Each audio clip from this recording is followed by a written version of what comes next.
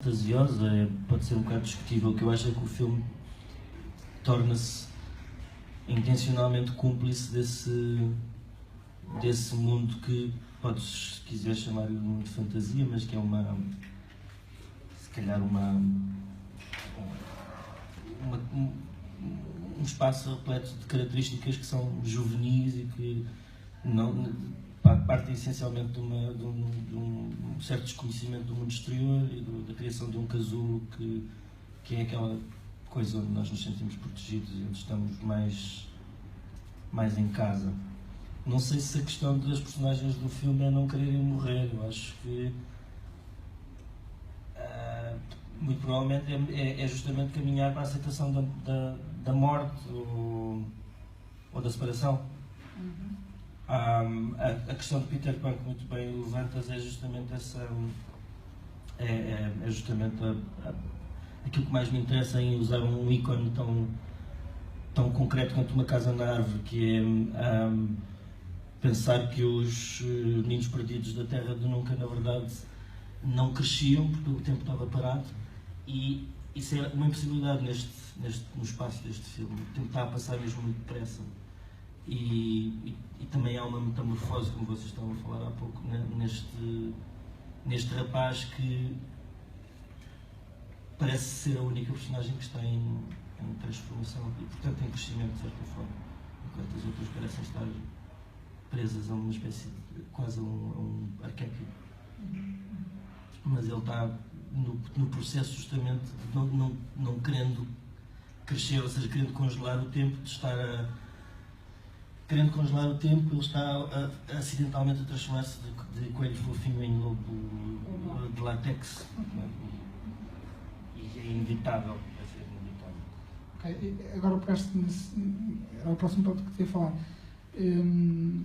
Já percebi que se calhar não te dás muito bem com o termo fantasia, este mundo de fantasia, mas voltando a pegar nele, o que tu fazes é por outro lado, subverter e dar-lhe uma subversão e uma perversão a tudo isso, nomeadamente no erotismo todo que colocas no filme. Em que medida é que isso te interessa e te fez construir o filme? Eu acho que eu não o coloquei lá, ele existe em tudo aquilo para que eu olho nesta sala, por exemplo. Não é uma coisa que eu faça parte, que seja intencional defender, no sentido de criar ou de caracterizar um mundo que seja um mundo específico à parte, com regras muito... E quando fico reticente em relação ao tema de fantasia, porque eu, na verdade, partindo muitas vezes, se calhar por ironia ou com intenções satíricas, de pressupostos fantasistas, na verdade até acho que faço filmes... Seria uma discussão interessante pensar o que é a diferença entre o naturalismo e o realismo, mas seria uma dessas duas coisas, não sei. Talvez. Isso é interessante porque tinha aqui outra pergunta que acabava por tocar marginalmente um bocado nisso, que é, de facto, por debaixo de toda a alegoria que está no filme, através das imagens e das alusões que faz, há vários assuntos muito sérios, digamos assim, ligados às questões da família e de uma certa ideia de orfandade. Isto, por sua vez, liga-se a uma grande tradição do cinema português, que vai desde o Paulo Rocha à Teresa Vila Verde, ao Pedro Costa, ao João Salavis, etc. Mas lá está, parece-me que exploras neste filme por outra via, uma via diferente. Mas esta linha, digamos assim, de familiar, de orfandade, de miúdos à deriva, que se têm que orientar por si mesmos, era algo que te interessava? Sim, mas eu não sei bem explicar porquê. Não me revejo pessoalmente. Eu acho que todos os filmes que tenho feito, e este em particular, são muito pessoais e é impossível contar uma história sem nos colocarmos quando somos nós a escrever. Desculpa, só te interromper, porque esta questão desta certa tradição pode ser ligada, lá está, ao tal realismo de que estavas a falar. Claro que estas coisas não são assim, os filmes de Pedro Costa ou mas cada pessoa tem o seu realismo, não é? A sua forma de ver. Não sei se a pergunta que estás a fazer tem a ver com a minha cinefilia ou com a minha experiência de vida. Não, acho que estava a pensar na tua cinefilia. Eu não... Creio que talvez no início, nas primeiras curtas que fiz, que são filmes nos quais eu estou claramente de fora, nomeadamente O Carne, O Inferno e O Boa Noite de Cinderela, são filmes que passam por questões relativamente políticas, se calhar, ou temáticas sociais que me interessa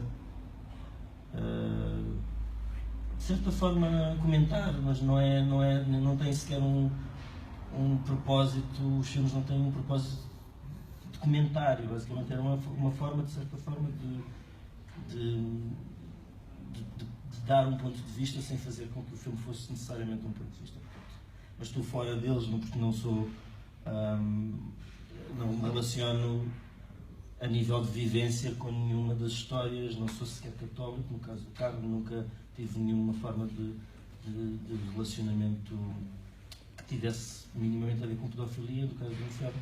E a Cinderela é folclore, é uma coisa que nós conhecemos todos e que, de certa forma, se espelhava um bocadinho numa situação política que eu assistia na altura.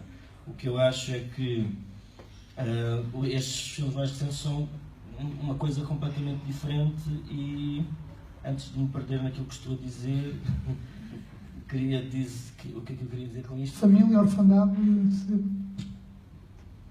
Era a cinefilia.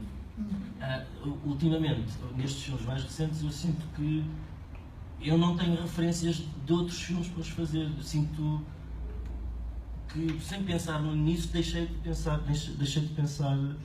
sem pensar nessa possibilidade, eu deixei de pensar em referências que vêm dos filmes. A maioria das vezes eu tenho uma ideia que quero materializar e ela, se tem algum tipo de raiz noutras artes, normalmente é em música, em pintura ou em literatura. Até porque é lógico que O Coelho Mau é, de certa forma, um exercício de género, porque é um filme que joga com uma linguagem plástica que parece que pertence a outra época da história do cinema. Mas lá está, isso não é, ao fazê-lo não estou a pensar em nada de muito concreto, em nenhum cineasta, nem em nenhum filme, e também não é nenhuma tendência. Isto para responder à pergunta mais diretamente. Eu fiquei curioso com aquela questão que tocaste ao leve do naturalismo e do realismo. Podias falar um bocadinho sobre isso? Em que medida é que te afastas de um ou te juntas ao outro? Eu sou um bocado mais espontâneo do que isso naquilo que faço. Às vezes escrevo um bocadinho.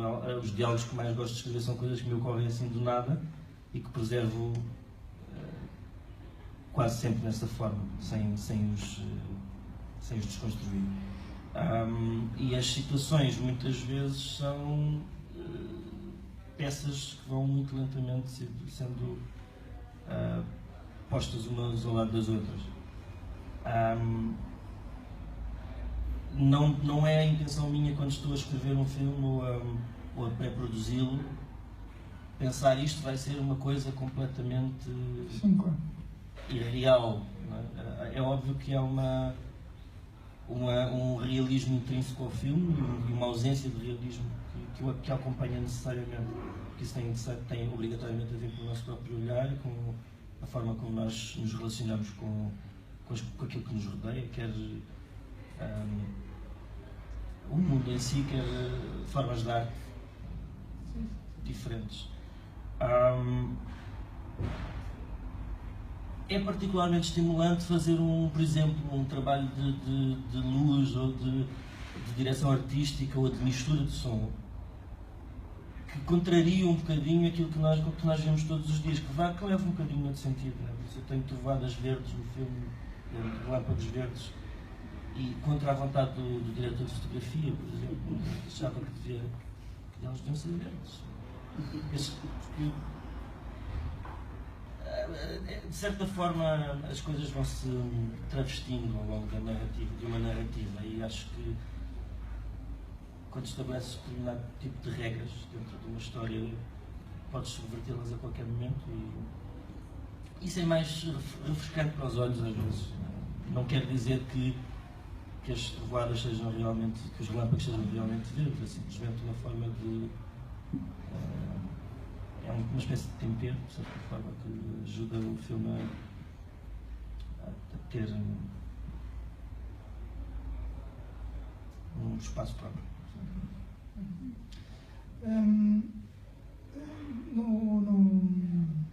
No filme, um dos momentos que pessoalmente mais me atraiu, digamos assim, penso que é o último plano em que eles dão a mão. É um momento. Gostava que falasse um bocadinho sobre isso, no sentido em que a mim parece um momento contraditório no melhor sentido possível. Isto é como se fosse quase sacrificial e celebratório ao mesmo tempo. Há uma noção quase de dever cumprido e, de certa forma, o irmão carrega um bocado essa cruz, mas ao mesmo tempo há essa... é um momento efusivo também. Podemos falar um bocadinho sobre esse plano, esse momento em concreto? Não, mas é exatamente isso, é sacrificial e celebrativo. É exatamente isso. Não sei se posso sequer acrescentar alguma coisa, porque é justamente essa a intenção. Quer dizer, há claramente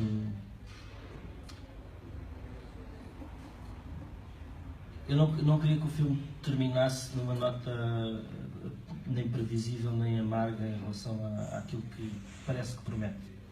E, no entanto, aquilo que me fez escrever a história e trabalhar o filme foi justamente medo, mas não é um medo daquele género de medo cobarde, é aquele medo natural que nós todos temos da morte, mas que no meu caso não é bem a minha morte. Eu não tenho medo de morrer, pelo menos ainda não. Agora eu tenho muito medo, por exemplo, que a minha mãe morra. Então há uma coisa muito curiosa que é aquilo que nós estamos dispostos a fazer pelos outros, pelas pessoas que nos são mais próximas e mais queridas, e o que é que acontece exatamente ao nosso mundo quando nós somos tão dependentes de outra pessoa, se essa pessoa desaparece. Não? Existe a pavor de morte.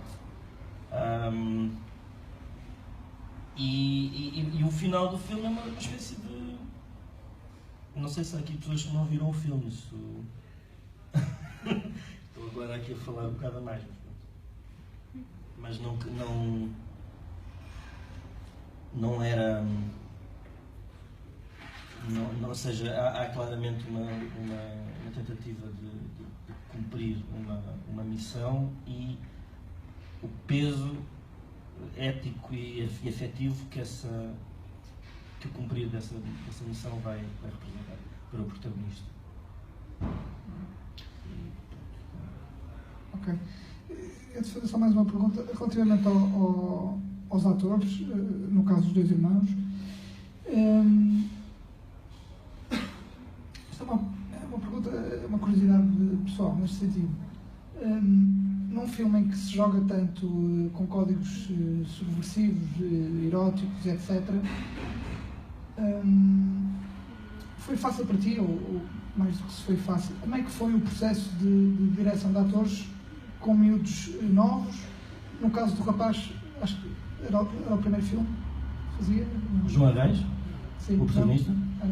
Não, comigo já trabalhou várias vezes, e ele é o protagonista do último filme que o Raul Ruiz fez em vida, que é o Mistérios de Lisboa, de cerca de 14 anos. E é um ator, talvez o ator mais capaz que eu conheço, sendo que também por causa disso trabalhamos muitas vezes juntos, porque é incrivelmente fácil de trabalhar. Ele percebe exatamente aquilo que eu quero, e se muda alguma coisa é sempre no sentido de a clarificar, no sentido de a engrandecer um bocadinho. Eu gosto imenso de trabalhar com atores assim. Conheço poucos e tento repetir sempre o trabalho. Quando corre dessa maneira, tento sempre repetir o trabalho com eles.